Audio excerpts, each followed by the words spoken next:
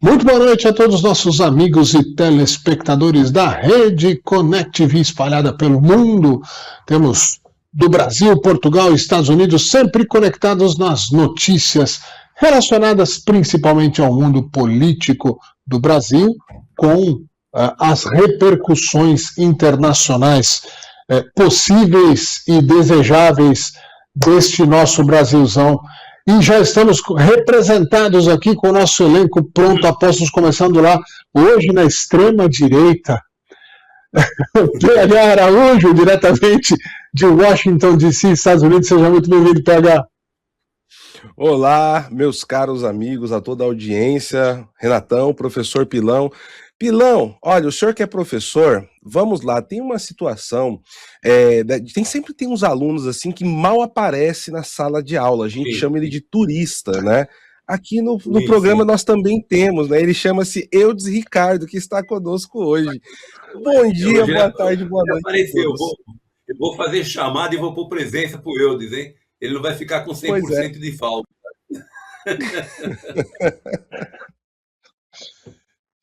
Eu não mando nada, vocês estão vendo que eu não mando nada nesse programa. Seja bem-vindo, PH. Muito bem, passando a bola então para o Renato Ferreira, que está ali na divisa de Osasco com São Paulo, na Vila São Francisco. Seja muito bem-vindo, Renato. Sem críticas às minhas ausências, por favor.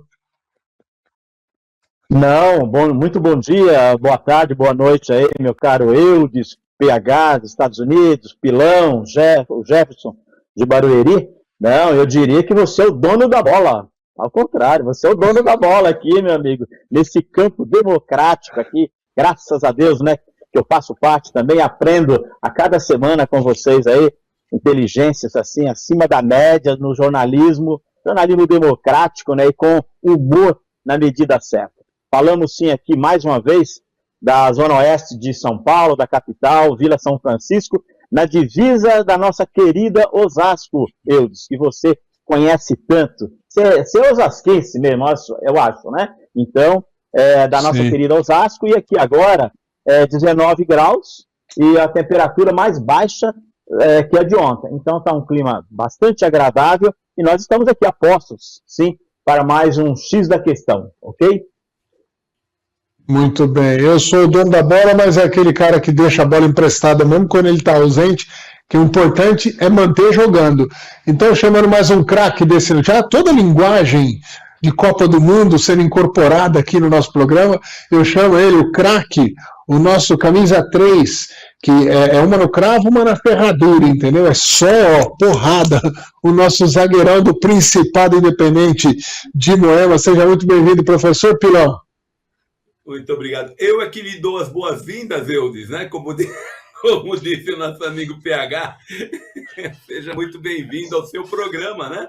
Porque o X da questão é o Eudes Ricardo, de vez em quando. Eu acho que tem que colocar. Ô Jefferson, providencia ali na chamada, com o Eudes Ricardo, eu coloco embaixo, de vez em quando. Mas é muito bom quando você vê, Eudes. Bom dia a todos vocês, audiência, e também como podemos estar sendo assistidos a qualquer momento. Boa tarde ou boa noite, como diz o Renatão.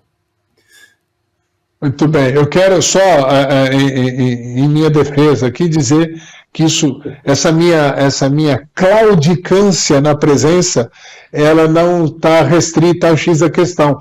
Tem também o Conectados, que na hora de fazer a vinheta, eu já sabendo que eu ia mais faltar do que participar, eu pedi para colocar lá, presença esporádica de Eudes Ricardo. Então, lá é oficial, aqui não é oficial ainda. Senhores, em clima de bom humor...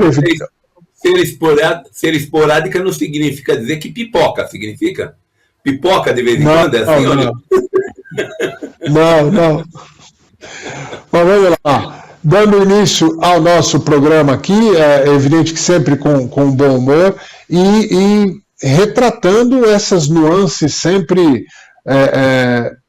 muito características da política brasileira dos últimos anos, e parece que vem se acentuando. Aquela coisa do sobe e desce, das viradas de mesa, ou dos plot twists, como se diz na linguagem cinematográfica, como nunca houve antes na história do nosso país. É muito plot twist o tempo todo na política e nós vamos falar deles, inclusive, neste momento. Eu abro os nossos trabalhos e eu acho que a gente vai acabar debruçando a nossa conversa muito sobre isso e acho que é relevante. São 3 temas que eu acho que a gente deveria falar aqui e apesar de pode às vezes não parecer estar ligados, eles estão absolutamente ligados. Então, só para fazer um preâmbulo do programa, acho que a gente tem que falar a respeito dessa intensificação e da preemente aprovação da escala 6x1, né, da redução da escala de 6x1 para 5x2. Isso é uma ação política, não vamos achar que isso é uma coisa para o bem do trabalhador. Nós vamos falar a respeito disso. O momento que está sendo colocado é política, é justamente para reforço de campanha, reforço de narrativas de um lado ou de outro, e todo mundo trabalhando isso.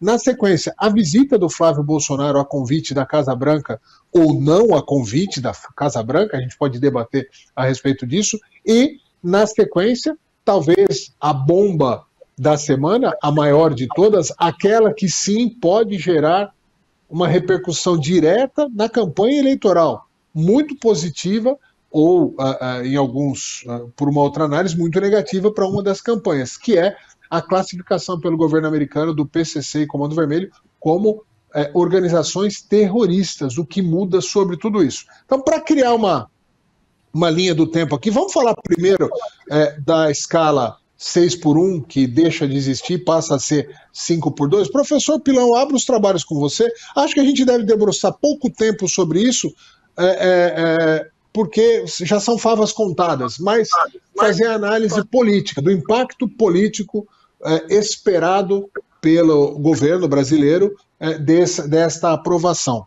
Mas, começando com o professor Pilão, e assim, no final das contas, isso é um benefício real para o trabalhador? Quer dizer, o trabalhador vai ter só benefícios com isso?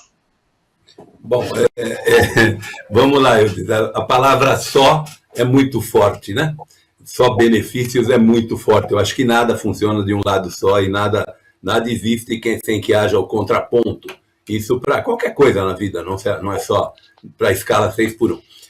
Eu não diria que vai ser tão fácil assim passar no Senado, não, viu, Eudes? Me parece que tem uma resistência ali no Senado. Mas não vão conseguir segurar porque popularmente é muito importante, né? Popularmente, em termos de eleições prementes, né? Mais 5 meses, 6 meses no máximo, a gente tem isso definido, e isso interfere sim, não tem dúvida. Você tem aí qualquer coisa como talvez 1/3 da população brasileira que trabalha 6 dias por semana. O restante não trabalha. No Brasil nós não trabalhamos 40 horas, nós trabalhamos parece que são 38 horas, uma coisa assim como média. Eu não sei precisar o número, mas é alguma coisa como 38 horas é a média do brasileiro. Sem contar que você tem hoje uma série de outras formas de trabalho, né, que não é só presencial.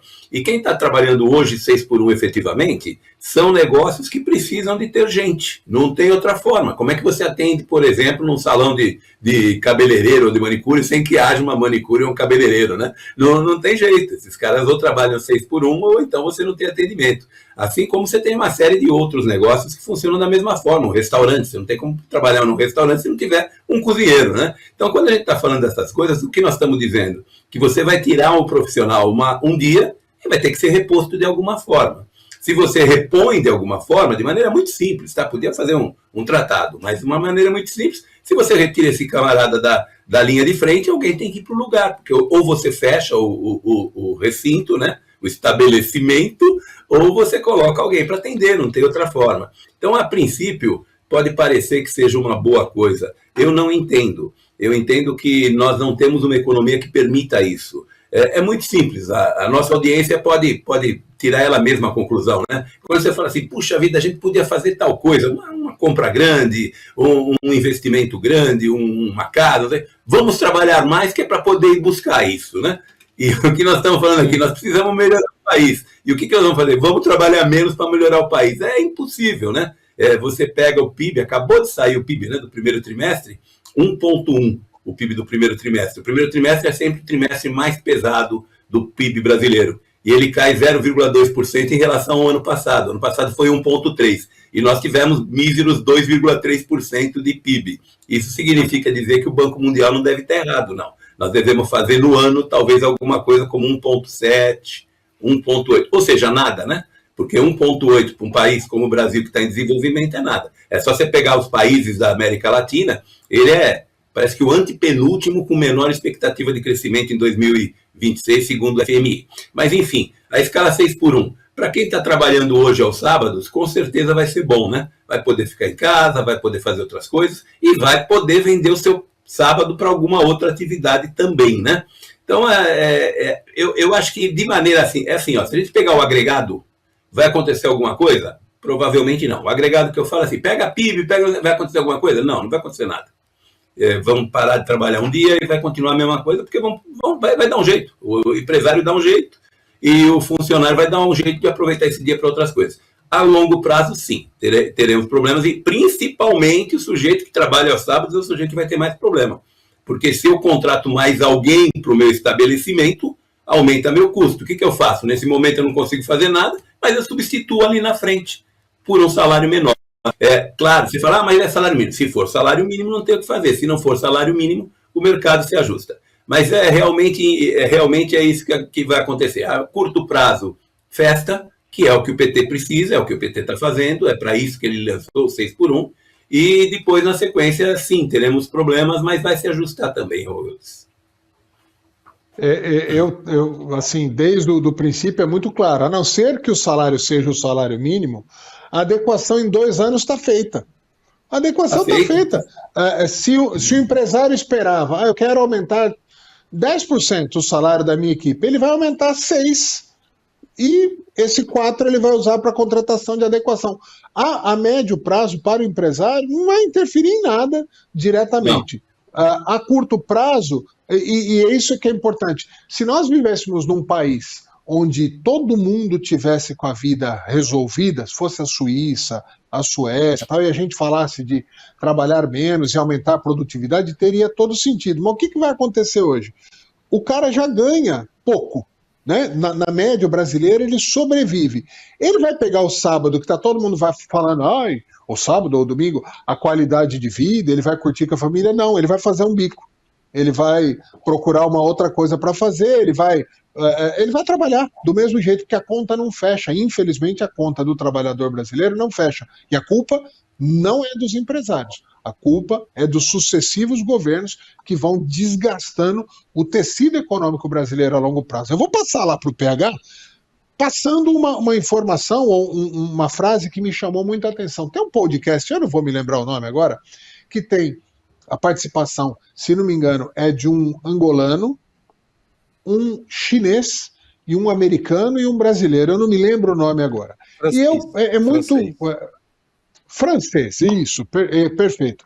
E aí o rapaz da China, ele falou assim, eu estou adorando isso que o Brasil está fazendo. Então os brasileiros querem trabalhar menos? Ótimo. Sobra mais espaço para os chineses que querem trabalhar cada vez mais e prosperar.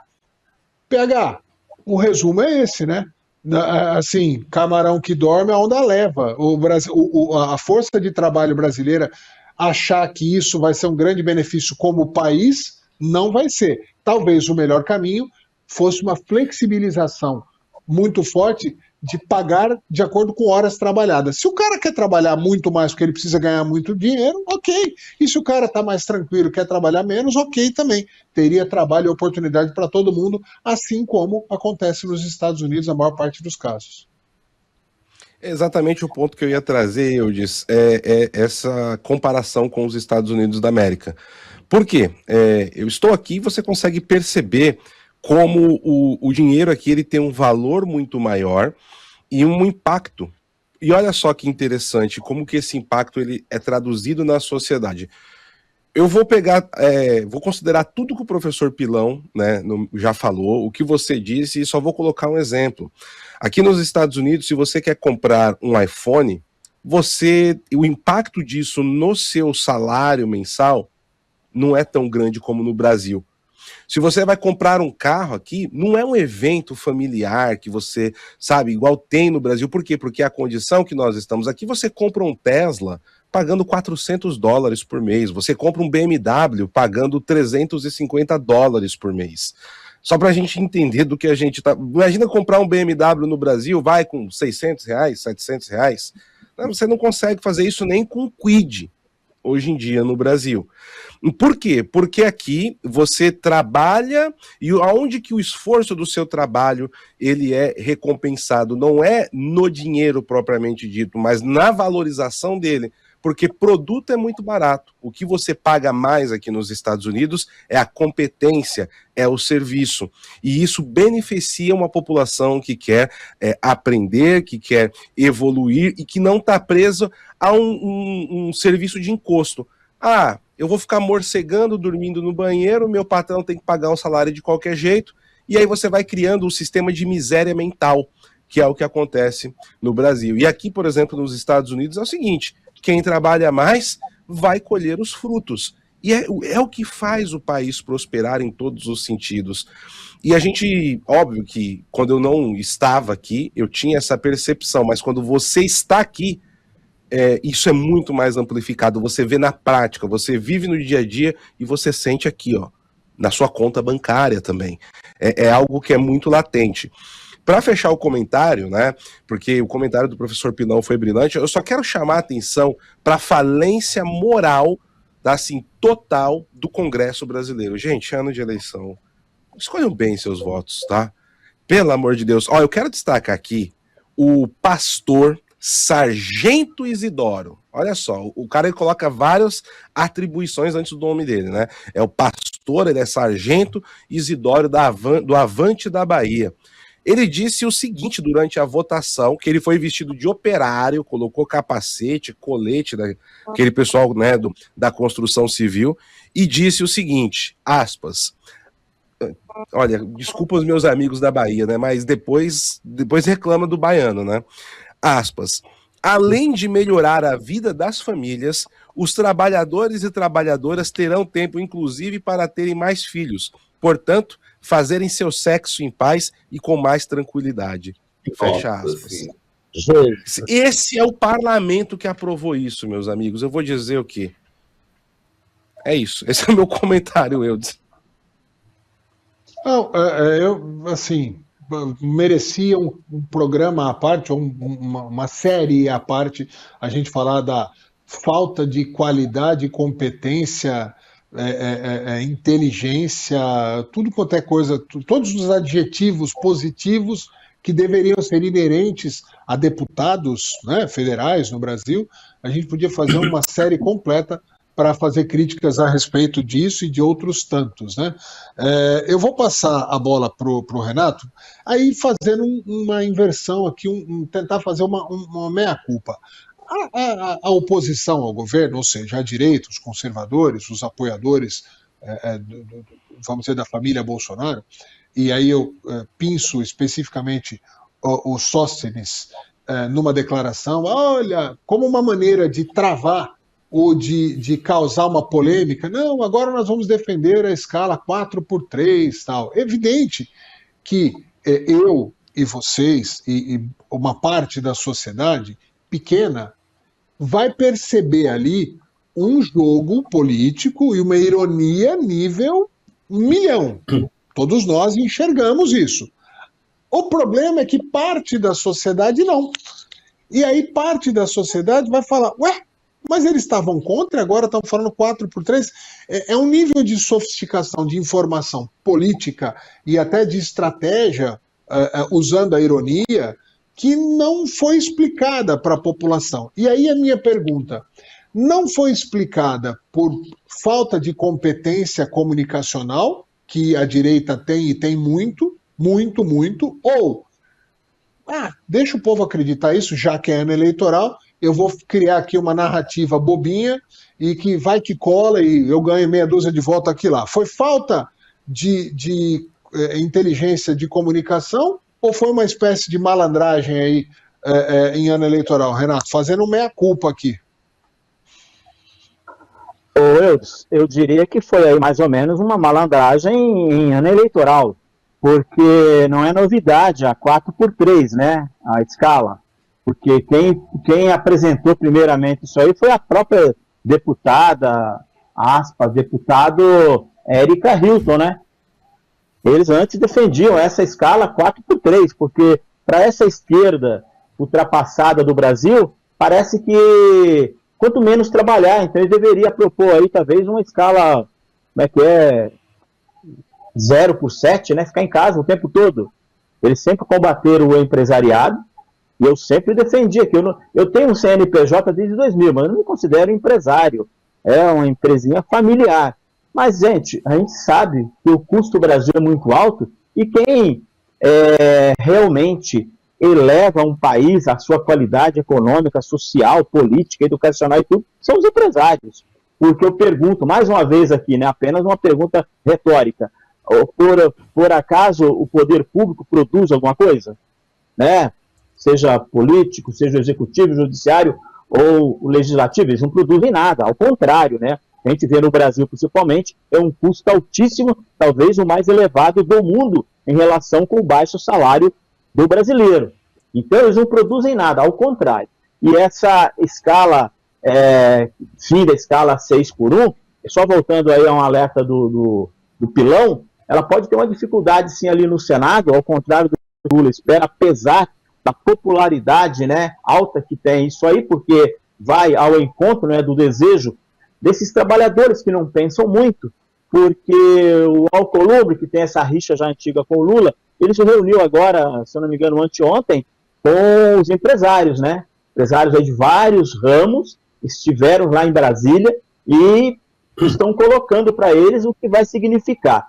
E eu, primeiramente, aqui também, eu quero ressaltar o seguinte, ao meu ponto de vista, do desemprego.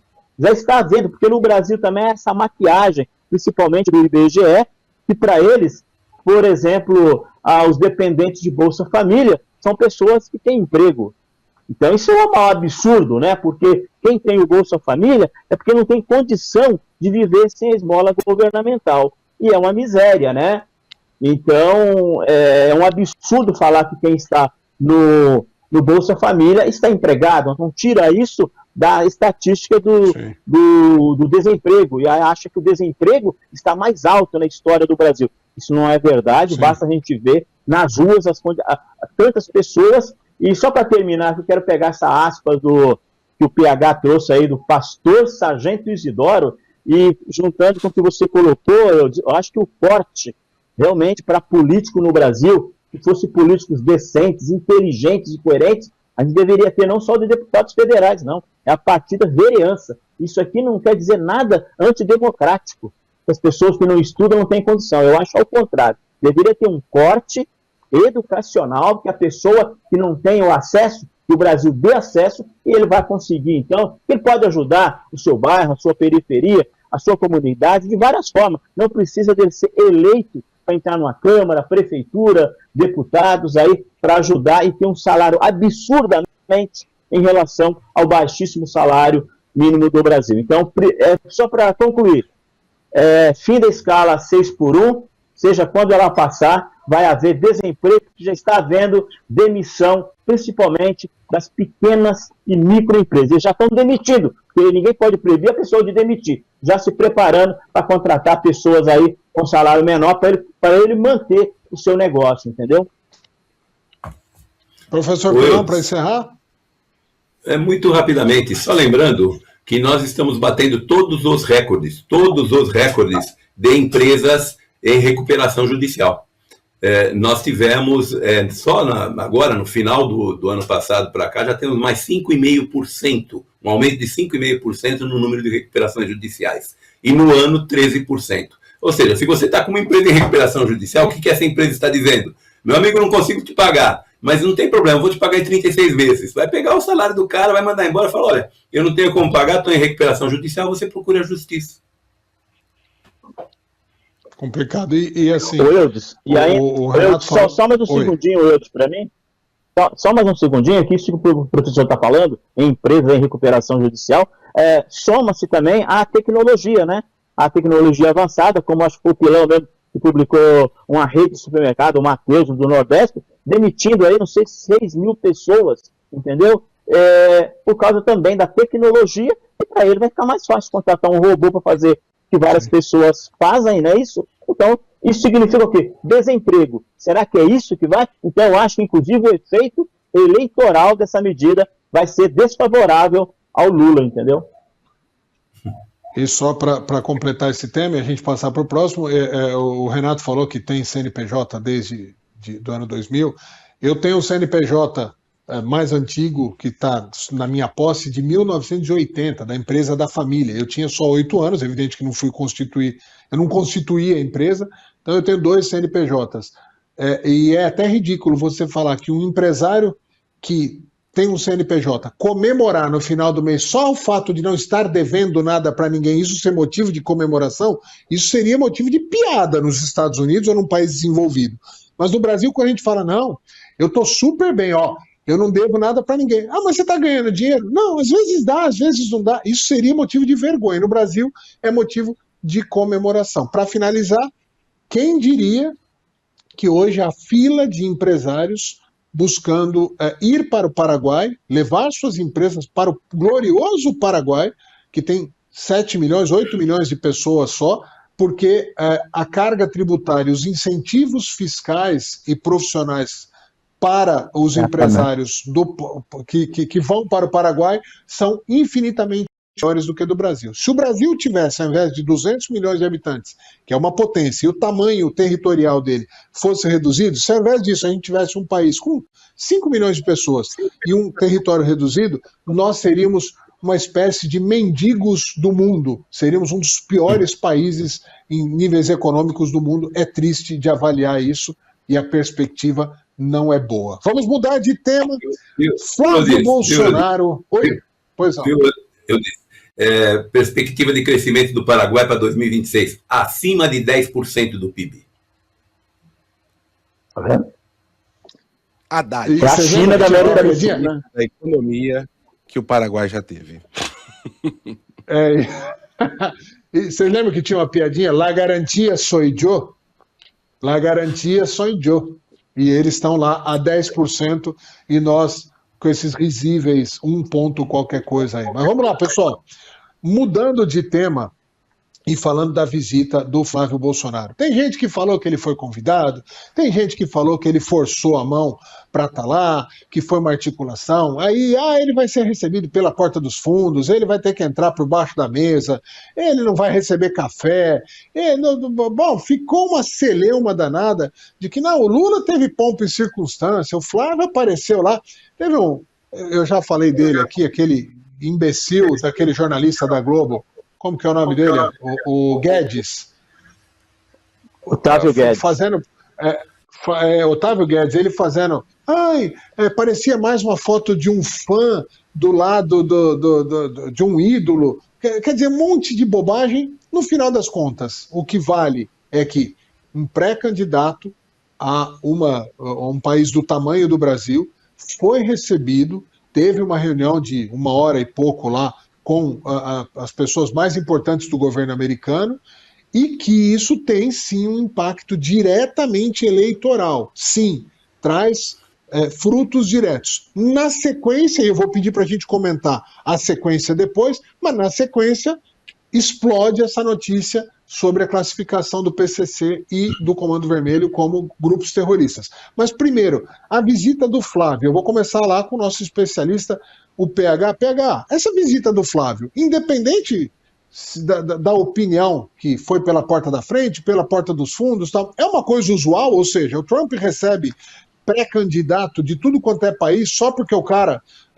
quer aparecer na rede social, ou não? Tem uma relevância política importante esta visita?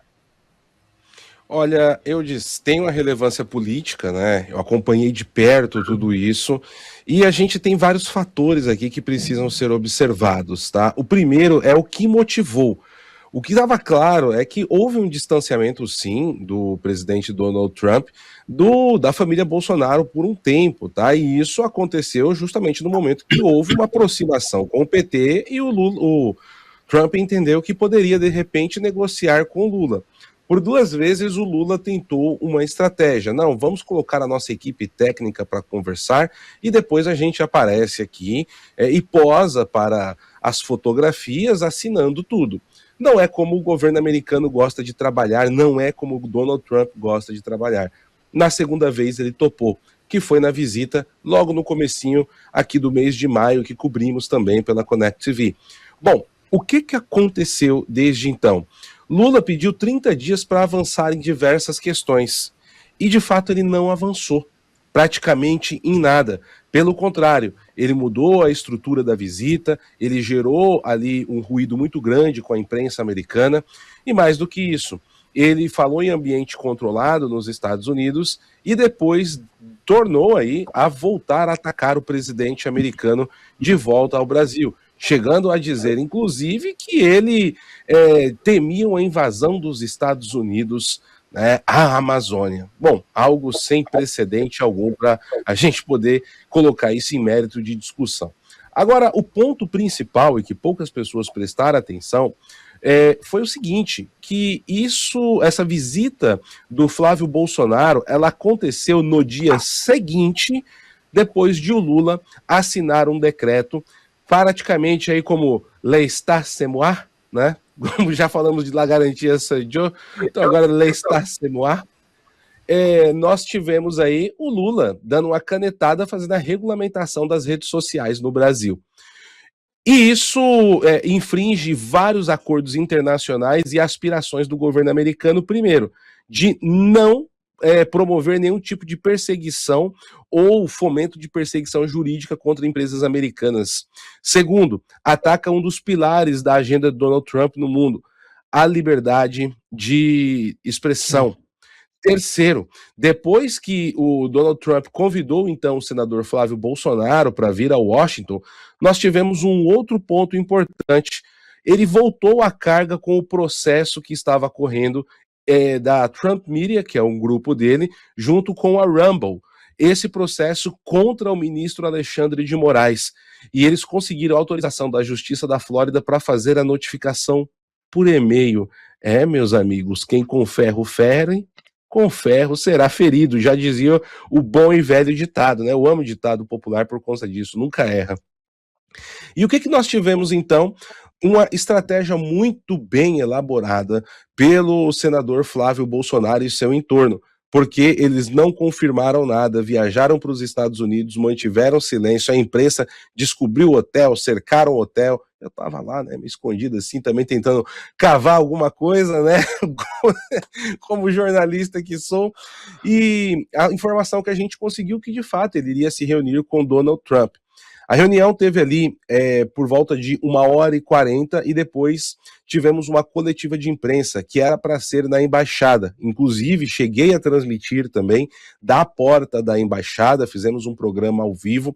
Só que a embaixada brasileira, a pedido de Geraldo Alckmin, vice-presidente do Brasil, não liberou espaço para o senador.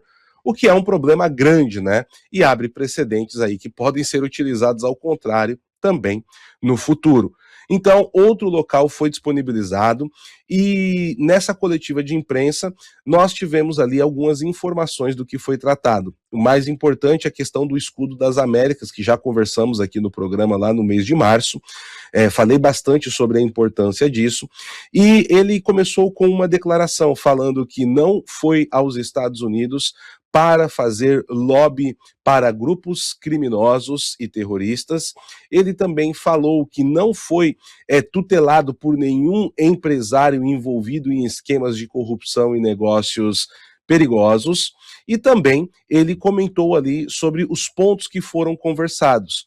E aí eu tive a oportunidade de fazer uma pergunta para o senador, justamente baseada nessa questão do escudo das Américas, porque eu até comentei com ele, além da questão envolvendo o crime organizado e a balança comercial, o escudo das Américas e o Plano de Segurança Nacional americano, ele versa também que é preciso afastar a influência chinesa do hemisfério aqui, né, ocidental e principalmente da América Latina. Qual a sua visão sobre isso?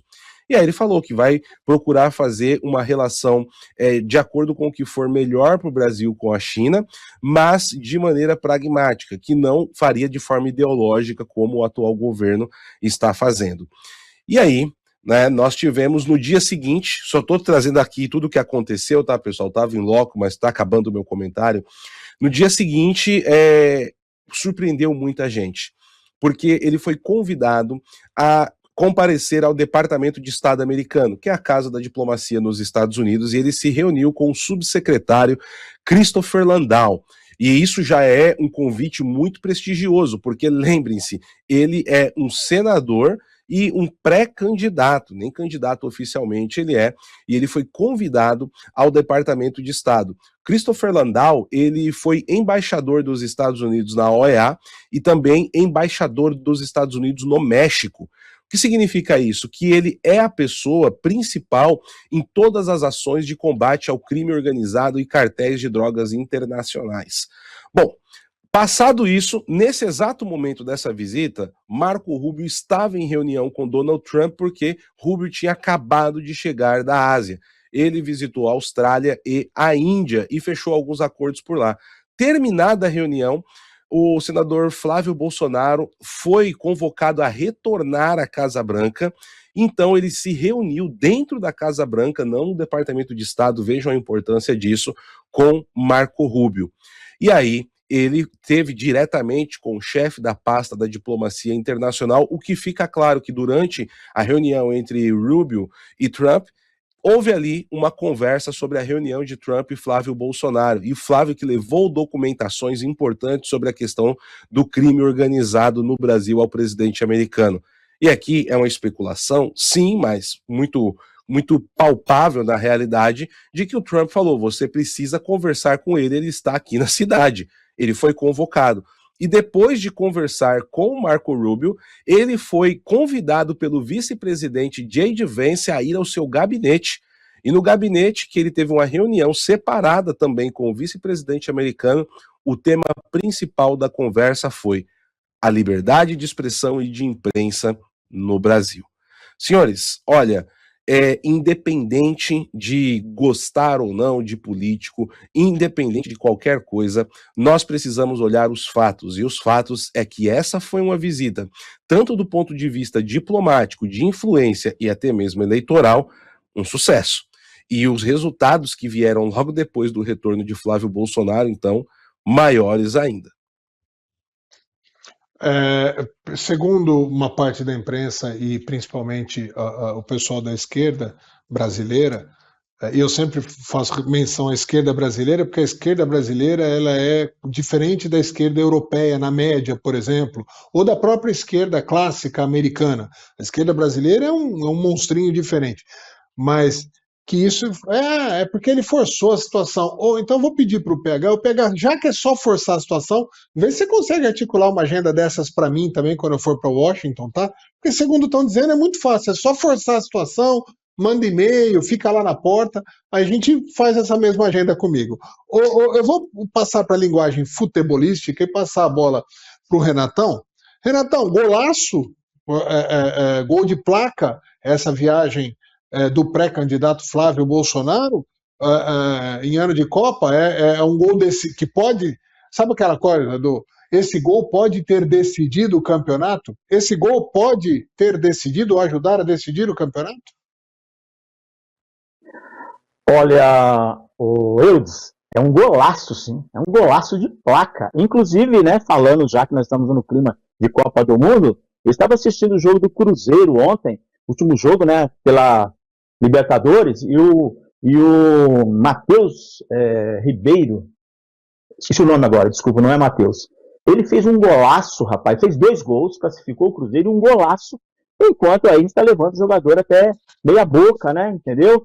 E jogadores que não jogam a metade desses caras que estão aqui, como o Andrés Pereira do Palmeiras também, fez gol ontem, e foi um golaço.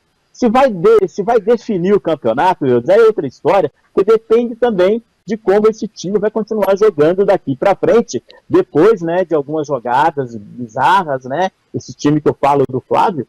Então, se eles só continuarem jogando direitinho, aí eu acho que é um golaço que eles vão capitalizar direitinho, muito importante, porque, voltando a falar dessa imprensa ridícula nossa, né, muito bem sintetizada na Globo News, gente, logo após a visita, né, que foi uma visita aí concatenada, sim, pela família Bolsonaro, pelo Eduardo, pelo Paulo Figueiredo, mas do próprio Trump, não é isso?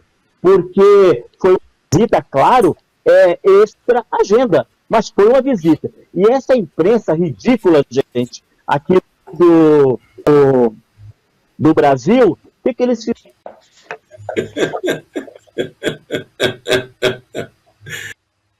Então, só retomando aqui o raciocínio, é o seguinte, depois de um probleminha técnico aí, mas é o seguinte, a gente sabe que essa visita, ela foi realmente concatenada aí pelo bolsonarismo, pela Casa Branca, e vai ser, sim, realmente uma virada na campanha aí do Flávio Bolsonaro, vai ter impacto político, essa visita, que depois teve outro desdobramento lá na Casa Branca com outras autoridades de alto escalão, entendeu? Então, para mim, ela é um golaço, como você bem disse, meu caro Eudes. Ô, professor Pilão, você quer acrescentar alguma coisa? Veja, vamos só explicar para a audiência o que significa. É que como caiu a... Não, é piada interna. A gente ficou contando piadas. Então, é isso, foi isso que aconteceu. Mas voltemos, então, né? Eudes, eu diria o seguinte, que em termos de visita, a visita do Flávio versus a visita do Lula não tem parâmetro de comparação, né? Porque, embora do Lula seja uma visita oficial, de tapete vermelho, etc., né? Porque o cargo, quem foi o presidente do Brasil, né? O cargo tem esse aparato todo, tem esse cerimonial todo. Agora, comparar a visita feita pelo Flávio e a visita feita pelo Lula não existe, né? Ele foi lá para almoçar com o Trump, né? Não foi lá para fazer mais nada. O que é que tem de resultado? O que foi dado de resultado? Absolutamente nada. O que foi falado sobre a reunião? Absolutamente nada. Quais foram as declarações dadas pelos Estados Unidos? Absolutamente nenhuma. Qual foi a repercussão nos Estados Unidos? Absolutamente nenhuma. Então, não há dúvida de que a visita do Flávio Bolsonaro, nesse sentido, dá de goleada, né? Já que estamos usando Copa do Mundo, é goleada, não é vitória pequena em termos de comparação. Agora, o que eu fico realmente entristecido é de nós termos que ficar comparando no ano de eleição, nós estamos aqui há 5 meses da eleição, né? Nem isso, menos que isso, 4 meses da eleição, e a gente está comparando visita à Casa Branca. A visita do Flávio é melhor do que a visita do Lula. Isso é uma tristeza para um país que está à beira de conseguir fazer uma reviravolta na política nacional, porque a política nacional, sabemos todos nós que estamos aqui, todos que estão nos assistindo, não está boa, não é que não está boa, está ruim, não presta, é isso. E aí nós estamos discutindo se foi melhor a visita do Lula ou a visita do Flávio. Eu acho que isso é uma tristeza para o Brasil. Ter que discutir essas coisas é uma tristeza. Mas, de qualquer forma, é assim que a política funciona. Não é de outra forma, é desse jeito. Aqui no Brasil, pelo menos, tá? Então, não há dúvida que a ida do Flávio foi uma questão muito, muito, muito importante, e não há dúvida que isso vai render votos a ele e vai fazer com que ele perca muitos votos. Ele perderá muitos votos por causa desta visita. Aguardem e a gente discute depois, porque a gente só pode falar do que vai acontecer no futuro quando o futuro chegar. Mas não há dúvida de que a questão da retórica, e o Lula precisa sempre de uma retórica, a questão da retórica tá vendo? Mais uma vez, a família Bolsonaro foi lá vender o Brasil para os Estados Unidos. Essa vai ser a discussão. Aliás, isso já foi falado desde ontem. Né? Já estão falando, tá vendo? Olha lá, foi lá. Agora, os Estados Unidos vai mandar o porta-aviões, vai ancorar aí na Baía da Guanabara o porta-aviões e vai mandar descer um monte de soldados e sair matando todo mundo. Diga-se de passagem, o candidato do Novo disse a seguinte frase: aqui no Brasil não vai ter nenhum americano matando bandido. Nós não vamos deixar americano matar bandido aqui no Brasil. Quem vai matar os bandidos brasileiros somos nós, né? Como se nós tivéssemos condições de dar a segurança que a população precisa. Então, veja, nós vamos desdobrar isso, claro, com relação ao restante da visita, mas a ida de Bolsonaro, do Bolsonaro, do Flávio, à Casa Branca não tem comparação com a visita do Lula. É extremamente mais importante, mas muito mais importante. E é de se registrar o quão patético é realmente, faltando poucos meses para uma eleição importante como esta, é evidente, como toda eleição é, e não há uma proposta sequer de nenhum dos candidatos, nenhum, uma proposta sequer sendo debatida ou apresentada com clareza publicamente.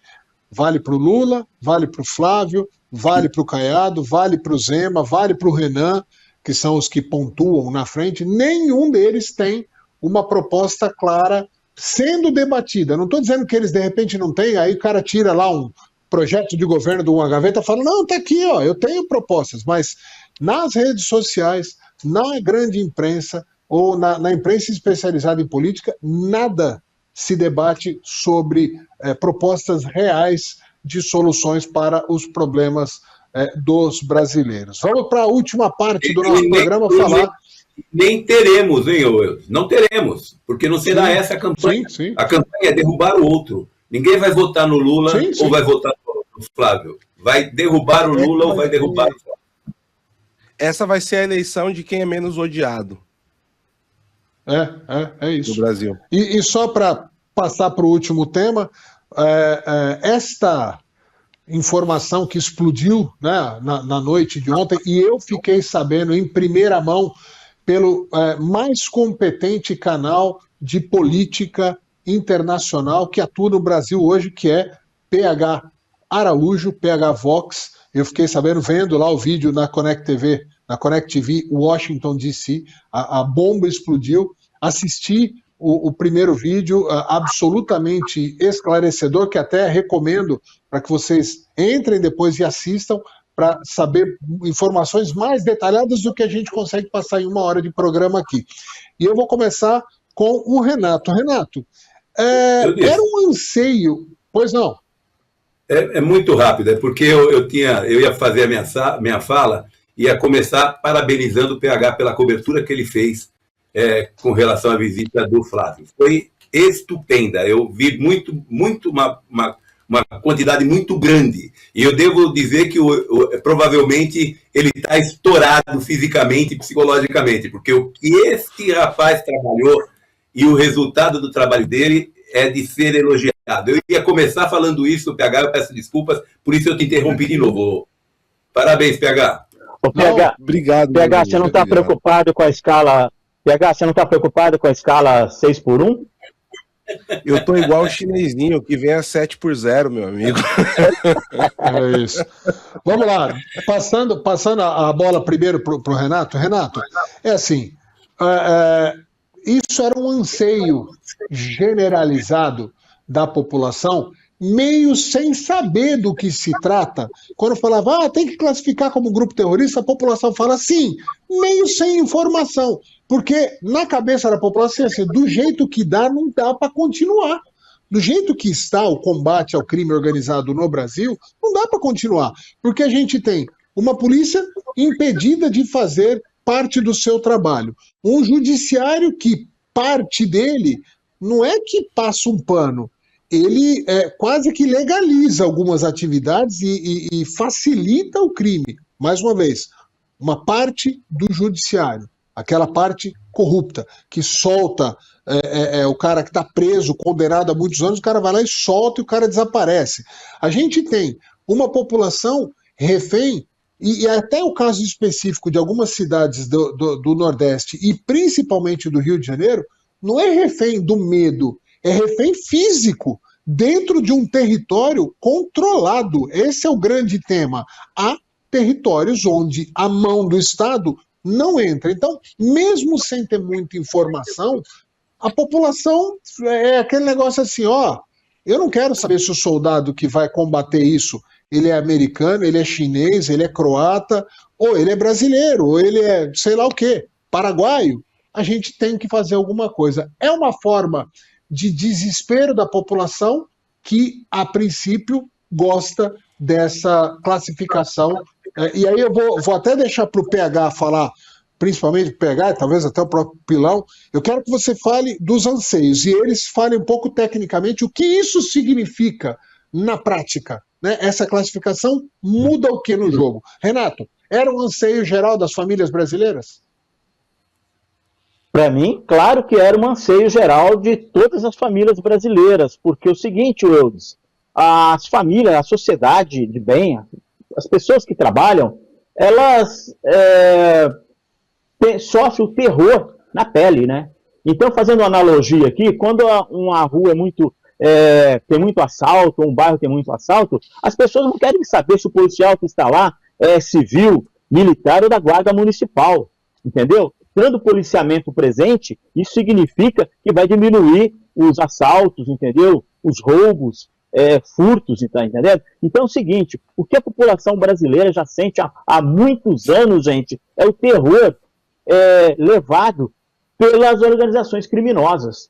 Então eu pergunto, a esquerda brasileira aí, do governo Lula, eles falam, não, as organizações criminosas não podem ser classificadas como terroristas porque elas não têm o viés político, elas não buscam o viés político, religioso, ideológico. Ora, gente, precisa mais do que isso. Eles mesmos estão prendendo agora gente na Faria Lima. Então, o crime organizado, que já está muito mais organizado do que a política brasileira, do que o poder, eles estão infiltrados na saúde, no sistema da saúde, da segurança, tá entendendo? Na política, no legislativo, no executivo e no judiciário. Quem falou isso recentemente, sabe quem foi? O Lula. Então, se o crime organizado, principalmente o Comando Vermelho e o PCC, estão em todas as instâncias administrativas, a começar da mais baixa, que são nas cidades, as instâncias municipais. Então, eles não buscam o poder político? Como não?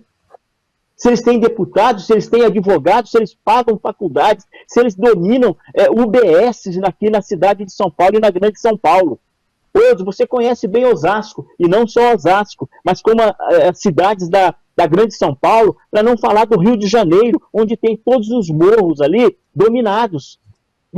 As secretarias municipais de saúde, elas não conseguem entrar num bairro periférico da zona norte de Osasco para vacinar as pessoas sem autorização do chefe de tráfico. Então isso não é domínio? Isso não é domínio político? Então, o que a esquerda faz é apenas uma narrativa furada, uma narrativa de quem passa pano sim e de quem defende o crime organizado. Felizmente agora está chegando ao fim, porque os Estados Unidos, que há muitos anos, e assim que tomou posse, o Donald Trump disse que ele ia trabalhar em defesa da sociedade americana, que sofre sim as consequências do tráfico de droga e das drogas pesadas que entram nos Estados Unidos. Então, felizmente, isso vai chegar ao fim agora com a ação realmente da mão pesada do governo Trump, que luta pela sociedade americana, e ela, como brasileiro também, essa sociedade americana, como a sociedade brasileira também, sofre as consequências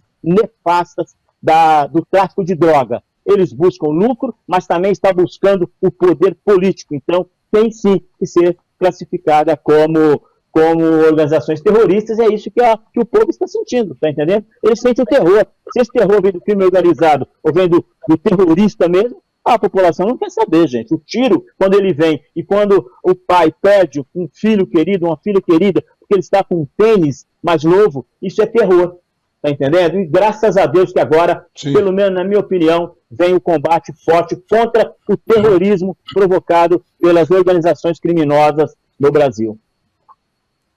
Só corroborando isso, infelizmente a imprensa mundial não entende direito o que está acontecendo. Eles romantizam um pouco, principalmente as favelas do Rio, tem um romantismo que é um território feliz, é um território alegre, onde as pessoas ouvem samba, tomam cerveja, assistem futebol, e os talentos do futebol brasileiro nascem ali. Tem uma romantização. Ontem eu estava num jantar, uma noite de fado aqui, que um grande amigo meu aqui de Portugal promove, o Paulo Neves, que é um político de bastidores da melhor qualidade e de grande competência, e é um cara da esquerda, dessa esquerda, vamos dizer, a esquerda boa, né? Que a gente não tem muitas vezes no Brasil. Aqui na Europa, sim, tem gente muito competente, absolutamente competente na esquerda. E eu conversando com ele e tal, e conversando com um outro político, um político que foi prefeito, ele foi autarca, né, presidente da Câmara aqui de Faro e tal, e eu comentei com ele, falei, olha, tem coisas que muitas vezes aqui em Portugal não chega, que é esse domínio territorial. E expliquei para ele o que acontece principalmente no Rio, e ele falou, eu não tinha noção que isso acontecia. Então essas informações não chegam, há uma romantização que tem que ser repensada. Mas passando para o Pilão, juridicamente... Pois não.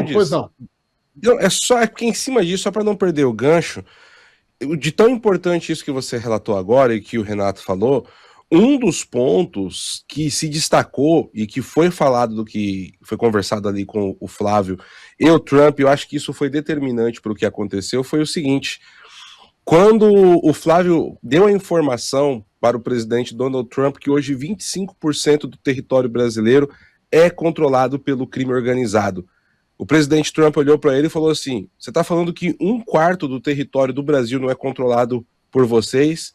E o Flávio falou, infelizmente hoje essa é a realidade no Brasil. Eu particularmente tendo a crer que isso também foi determinante para essa ação americana, meu caro. É só para complementar, porque é muito importante isso que vocês comentaram. Uma coisa corrobora a outra. Ô Pilão, mas vamos lá, em termos jurídico, o que muda, né? Qual a competência que os Estados Unidos se arroga a partir de agora para interferir? Lembrando que os Estados Unidos usam como discurso que o problema é o seguinte, não é que ele está se metendo num país, ele está se metendo, ele classifica dessa maneira e vai combater, mesmo que de forma indireta ou eventualmente direta, dentro do outro país. Por quê? Porque essas forças criminosas interferem diretamente na vida do americano. E isso a gente sabe. Quantos brasileiros, infelizmente, estão envolvidos no narcotráfico aqui na Europa, preso todos os dias, nos Estados Unidos diariamente. Quem acompanha um pouquinho o noticiário internacional policial vê que, infelizmente, isso é diário. Juridicamente, o que isso muda e quais as perspectivas de real interferência dos Estados Unidos? Pilão? Bom, duas coisas. A primeira delas é que a definição, né, de organização terrorista, o Renato tem absoluta certeza, falou de forma absolutamente certeira, tem que ter algum cunho ou eleitoral, político, no caso, né, ou político ou religioso, isso é uma realidade. E é isso que o governo Lula se sustenta, dizendo que PCC e CV não são organizações terroristas, mas são organizações criminosas. Eu diria o seguinte, nós não vamos ver nenhum soldadinho americano andando no meio da rua com uma espingarda nas costas para ir buscar traficante no morro. Não vamos ver isso, porque isso seria uma questão que não é possível, né? Você não vai entrar num país, eles não entraram na Venezuela, que já estava aberta, então ninguém vai fazer isso, não é isso que vai acontecer. Eu acho que ele tem que esclarecer a população de que o que interessa para os Estados Unidos não é o Brasil. O que interessa para os Estados Unidos é os Estados Unidos. Estados Unidos em primeiro lugar. E nós estamos falando de futebol aqui. Como é que você faz para evitar um gol? Qual é a melhor forma de evitar um gol? Não deixar que seja distribuída a bola. Não é isso? Você faz o quê? Você cerca no meio de campo para que a bola não chegue no ataque. É isso. E o que ele vai fazer com essa prerrogativa que lhe foi dada? Ele vai começar a tentar interferir para que a bola não seja lançada. Nós sabemos perfeitamente que o Rio Solimões, que dá origem ao Amazonas, é por onde entra a droga aqui na América do Sul. Nós não produzimos uma grama de cocaína e exportamos um monte. Quer dizer, então, da onde vem? Vem dali de cima. Então, se ele simplesmente não fizer mais nada, mas fizer o policiamento dos rios lá do Amazonas, não deixando passar droga, e fizer o policiamento das fronteiras aqui secas aí de alguma forma, não precisa de ter soldado para isso, ele faz via satélite, ele faz, enfim, se ele fizer só isso, ele já resolve pelo menos uns 20% do problema dele lá nos Estados Unidos. E ele vai tentar, isso não tenha dúvida. Eu tenho certeza absoluta que nós não veremos soldadinhos americanos caminhando aqui no Brasil, mas eu tenho certeza que ele vai tentar interferir para que a bola não seja passada e para que a gente não tenha gols sendo feitos pelo narcotráfico lá nos Estados Unidos. A facilidade de fazer isso passa muito agora pelo final do ano e pelas eleições. Se o Lula ganhar novamente, eu tenho a impressão que, mesmo sendo tratado como organização terrorista, os Estados Unidos terão extrema dificuldade de atuar e fazer qualquer coisa aqui dentro. Se, porventura, tivermos algum governo diferente, se a gente tiver uma sucessão, uma mudança de governo, eu entendo que nós seremos beneficiados por essa lei. Sem mudança de governo, o que pode acontecer, meu amigo Eudes? Sem mudança de governo, muito pouco ou quase nada. Eles não vão se enfiar no Brasil. Eles não vão invadir a Amazônia com seus porta-aviões e com seus jatos e jogar bomba. Eles não vão fazer isso porque isso é impossível. Seria fazer uma guerra no quintal deles. Eles não farão isso jamais. Então, se a gente tiver algum governo que seja mais alinhado à questão da legalidade, à questão da segurança, à questão da legitimidade do cidadão comum e não a legitimidade de bandidos, que hoje o que a gente tem é isso, legitimidade de bandidos. O traficante chega numa audiência de custódia e ele é solto. O cara é traficante. Aliás, não só solta, mas devolve o helicóptero dele. Quer dizer, então, se a gente não tiver uma mudança de postura, o que é que vai servir isso? Não vai servir para nada. Então, aí está na nossa mão, meu amigo Eudes. Depende do que a gente decidir aqui no final do ano, a gente pode ter, sim, uma ajuda norte-americana importante e não precisa entrar nas cidades, basta ele fechar as entradas. E a gente já vai ter uma melhora significativa na segurança. Olá, meu caro Eudes, eu gostaria de fazer mais uma pequena intervenção aqui, até ouvir a opinião do PH em cima disso, que é o seguinte, como o Pilão disse que a gente não vai ver soldadinhos americanos aqui nas ruas, mas pelo que eu entendi, PH, no comentário, na justificativa do Marco Rubio, ele disse também que os Estados Unidos não vão tolerar autoridades atrapalhando a política dos Estados Unidos, que agora é uma decisão do Departamento de Estado. E a gente viu aí ontem mesmo o comentário do Paulo Henrique, do Celso Amorim, esse esquerdista assessor do Lula aí, que disse que realmente não pode haver intervenção na soberania nacional. A gente lembra que quem quis atrapalhar mais os Estados Unidos aí foi o Maduro, que agora está preso, tá entendendo? Então eu acho que autoridades que queiram atrapalhar podem sofrer as consequências da política americana. Perfeito. Olha, Renato, só para passar já, só um segundo, só para eu já passar para o PH, seguindo isso que o Renato falou, e complementarmente, PH, na verdade, tem gatilhos políticos de, vamos dizer, de sanções internacionais, de coisas que, sim, o governo americano pode atuar, mesmo sem mandar o soldado, mas muda vamos dizer, o quanto os Estados Unidos pode, em sanções internacionais, interferir em relação ao Brasil, correto? Correto, e eu vou pegar aqui, já vou emendar as duas, pegando do ponto do que o Marco Rubio disse, Renato, a visão é justamente o contrário. O que o Marco Rubio deixou claro ali é o seguinte, os Estados Unidos estavam segurando para fazer essa classificação por interferência do governo brasileiro em assuntos americanos. O governo brasileiro estava fazendo lobby para que isso não acontecesse. E essa semana, assim, por algum motivo que acho que a gente tratou nesse programa, né? Entendedores entenderão, isso mudou. Isso aqui tem uma frase de campanha, obviamente, é uma frase de marketing de campanha, mas que não deixa de ser verdadeira. Antes de começar a campanha, o Flávio Bolsonaro fez mais pela segurança pública no Brasil do que o Lula em 3 mandatos. E é um fato, né? É um fato. Porque ele demonstrou para o governo americano que existe um problema muito grande no Brasil que o governo brasileiro estava tentando jogar para debaixo do tapete. E sim, eu disse, o governo americano ele vai atuar em diversas frentes, tá? Inclusive tem um programa que eu já produzi hoje de manhã falando sobre isso, mas eu tenho uma lista aqui rápido que eu posso só passar para os senhores. Primeiro que essa classificação coloca o PCC e o Comando Vermelho agora ao lado de grupos como Al-Qaeda, Estado Islâmico, Hezbollah, Hamas, Al-Shabaab e o Boko Haram, por exemplo. E quais são as penalidades para grupos e os seus membros também? Bloqueio absoluto de ativos e quaisquer fundos, bem materiais, imóveis ou contas bancárias no nome, né, dos membros sob jurisdição. A proibição de suporte material, ou seja, qualquer um que auxiliar der algum tipo de suporte que inclua dinheiro, serviço financeiro, treinamento, consultoria jurídica, falsificação de documento, equipamento de comunicação, transporte e tudo mais, também pode até ser aí julgada a prisão perpétua segundo a lei americana. Inadmissibilidade e expulsão. Qualquer pessoa com ligação direta ou indireta perde o visto e se estiver nos Estados Unidos é expulso.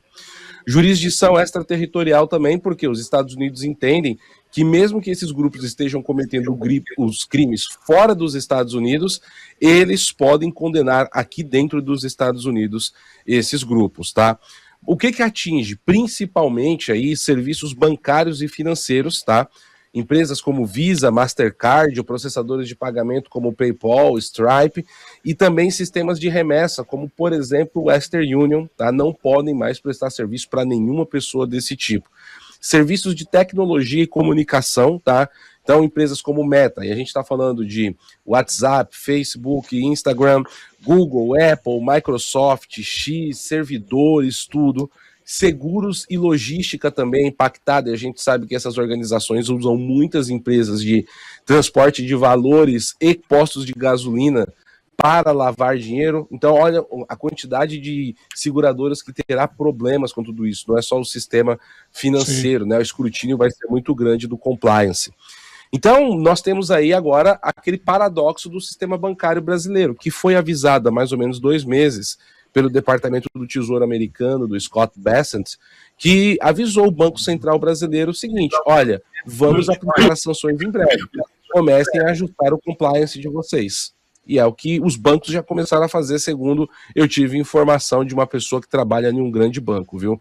Já tem contas aí nos últimos 2 meses sendo fechadas unilateralmente, ou seja, o banco está, olha, senhor, o senhor não é mais bem-vindo em nossa organização, retire seu dinheiro, estamos encerrando sua conta em 1 semana. Por que será? Isso, esse comentário é fundamental. É o tal do estrangulamento econômico. Os caras não conseguem movimentar dinheiro e hoje essa movimentação internacional é uma parte muito grande desses grupos. É muito grande. Os investimentos, não é só no investimento na continuidade do cometimento dos crimes, mas o investimento do lucro.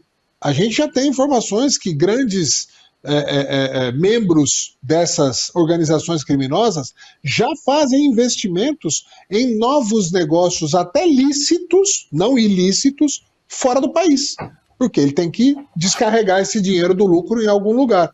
É realmente uma mudança importante e sim vai ter impactos diretos não só nas eleições, mas também na perspectiva do estrangulamento do crime organizado no Brasil. Senhores, mais um grande programa, quero agradecer a todos vocês, começando as considerações finais, as despedidas, recomendando, acompanhem a Connect TV Washington, para você simplesmente ter, e não é porque é Connect TV, não é por simpatia ao PH que está aqui, para você ter acesso ao disparado, o melhor conteúdo internacional produzido para brasileiros ou para a língua portuguesa, rala de longe qualquer outro conteúdo que exista hoje. Eu estou falando aqui, minha opinião pessoal de consumidor, não tem nada a ver com eu ser da própria equipe. Acompanhe e tire suas próprias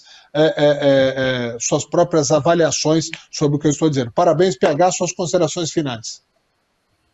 Obrigado, meus caros. Olha, e vamos continuar firmes e fortes, né? Em um ano onde o debate e as paixões estão tomando conta, fazer jornalismo está ficando difícil cada vez mais até outubro, mas a gente persiste e agradeço muito aqui aos colegas, a todo o apoio e a força que a gente tem para continuar representando aqui o microfone da Connect TV. Muito obrigado, meus caros. Muito bem. Renatão Ferreira, suas considerações finais, mais uma vez, muito obrigado pela companhia e pela contribuição para o nosso X da Questão. Ok, meu caro Eudes, antes de terminar, eu só quero dizer o seguinte, eu gosto de citar o Magalhães Pinto, que dizia que na política, a política é como nuvem, né? Você olha agora, a nuvem está num lugar, você olha em seguida, a nuvem já mudou de lugar. E para o PT, que não foi nem avisado, para o governo Lula, que não foi nem avisado previamente da decisão do Departamento de Estado, o Lula até ontem à tarde estava olhando, estava uma nuvem até azul no céu de Brasília. Mas de repente essa nuvem mudou e foi uma grande tempestade. E só para terminar, se o governo Lula quer realmente acabar com o crime organizado, é só ele acabar, não é isso? Ele acaba com o crime organizado, devolve os territórios à população brasileira, que ele torna inócua a decisão do Departamento de Estado. Abraço a todos, até a próxima semana. Recomendo também que assistam o documentário que foi lançado recentemente pela Brasil Paralelo sobre o Bukele, sobre o combate de El Salvador ao crime organizado e citando o não filósofo contemporâneo, só o presidente de El Salvador, não há Estado no mundo que tenha menos poder do que qualquer organização criminosa. Todo Estado de um país é mais forte e mais competente que qualquer organização criminosa. Basta querer. Pilão, suas considerações finais, meu sempre eterno professor. Pois é, vejam o que nós falamos, quanta coisa nós falamos e quantas coisas ruins, infelizmente, para o Brasil, né, que está acontecendo. Se nós pegarmos aí, só para a gente fechar, se nós pegarmos que o Lula olhou e a nuvem estava meio escura, eu fico imaginando a Deolana, como é a Deolane lá, advogada do PCC que está presa, porque quando ela olhou para cima, o que ela viu, né? Essa não sai nunca mais, espero. Bem, mas é isso, Eudes, muito obrigado a vocês três aqui pela companhia no programa do X da Questão com Eudes Ricardo, e hoje com Eudes Ricardo realmente, e a gente se vê de novo a semana que vem. Um abraço à nossa audiência, tchau, tchau. Valeu, obrigado. E para terminar sempre com o bom humor e o sorriso no rosto desse elenco estrelado que nós temos, muito obrigado a todos vocês, continuem conectados com a Conect TV. Boa noite.